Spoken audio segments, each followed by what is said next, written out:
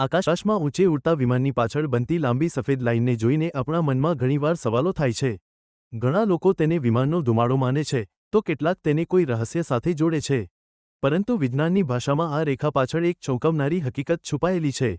સામાન્ય ભાષામાં કહીએ તો, આ કોઈ ઝેરી ધુમાડો નથી પણ હવામાં રહેલા ભેજ અને એન્જિનની વરાળનું મિશ્રણ છે. જ્યારે પ્લેન આકાશમાં અત્યંત ઊંચાઈ પર ઉડતું હોય છે, ત્યારે ત્યાંનું તાપમાન -50 -70 ડિગ્રી સેલ્સિયસ સુધી થીજી ગયું હોય છે. આવી કડકતી ઠંડીમાં જ્યારે પ્લેનના એન્જિનમાંથી ગરમ વરાળ બહાર નીકળે છે, ત્યારે એક અદ્ભુત પ્રક્રિયા થાય છે.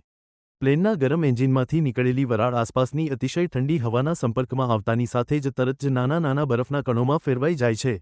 આ કરોડો બરફના કણો ભેગા મળીને આપણને નીચેથી એક લાંબી સફેદ લાઇન જેવા દેખાય છે. આ પ્રક્રિયાને સમજવા માટે શિયાળાનું ઉદાહરણ બેસ્ટ છે. ઠંડીના દિવસોમાં જ્યારે આપણે મોંમાંથી શ્વાસ બહાર કાઢીએ છીએ ત્યારે ધુમાડો નીકળતો દેખાય છે ને? બસ, પ્લેનની પાછળ પણ આવું જ કંઈક થાય છે. એન્જિનની ગરમ હવા ઠંડા વાતાવરણમાં જઈને થીજી જાય છે. આ આખી રમત આકાશના હવામાન પર નિર્ભર છે. જો ઊંચાઈ પર હવા સૂકી હોય, તો આ બરફના કણો મિનિટોમાં ઓગળી જાય છે અને લાઇન ગાયબ થઈ જાય છે. પરંતુ જો હવામાં ભેજ વધારે હોય, તો આ સફેદ લાઇન કલાકો સુધી આકાશમાં વાદળની જેમ છવાયેલી રહે છે. આ લાઇન બનવા માટે પ્લેનની ઊંચાઈ, ત્યાંનું માઇનસ તાપમાન અને હવામાં રહેલો ભેજ, આ ત્રણેય પરિબળો યોગ્ય માત્રામાં હોવા જરૂરી છે. જો આમાંથી એક પણ વસ્તુ અનુકૂળ ન હોય તો લાઇન બનતી નથી.